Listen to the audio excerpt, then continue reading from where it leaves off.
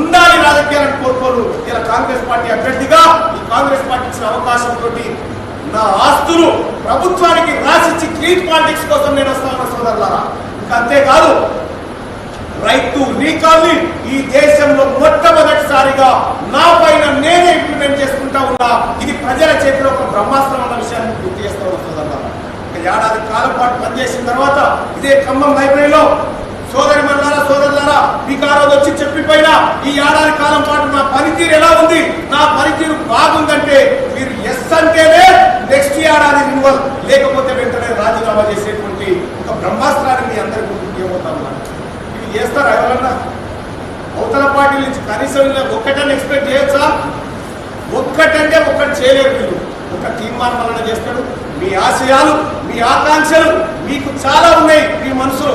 Group 2 పెంచితే బాగుండు, group 3 పోస్టులు పెంచితే బాగుండు, డిఎస్సి ఇంకా కొన్ని పోస్టులు పెరిగితే బాగుండు, ఇవన్నీ ఆశయాలు ఉన్నాయి. 2017లో కేసీఆర్ గురుకుల పీఈటీ నోటిఫికేషన్ వేస్తే వాళ్ళకి ఇప్పటి వరకు అపాయింట్మెంట్ ఆర్డర్ లేవు. వాళ్ళకు ఈ ఎన్నికల కోడ్ ముగిసిన మొదటి వారంలోనే అపాయింట్మెంట్ ఆర్డర్లు ఇచ్చి ఆ బిడ్డల్ని మన ఉద్యోగాలకు కోరేటువంటి కార్యక్రమాన్ని కాంగ్రెస్ పార్టీ ప్రభుత్వం తీసుకుంటా ఉంది. మాది బాధ్యత, మా కాంగ్రెస్ పార్టీ బాధ్యత.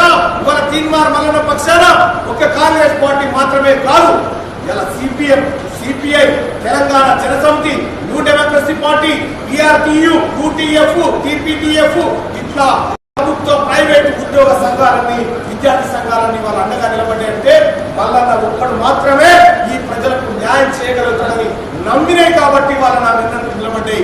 ఆ రోజు మనతో పాటు ఎవరు లేకుంటే ఇవాళ మనతో పాటు వీళ్ళందరూ ఉన్నారు. కాబట్టి దయచేసి ఒక అవకాశం ఇచ్చి రాబోయే పట్టభద్రుల ఎమ్మెల్సీ ఎన్నికల్లో మొదటి ప్రాధాన్యత ఓటును బ్యాలెట్ పేపర్ లో సీరియల్ నెంబర్ 2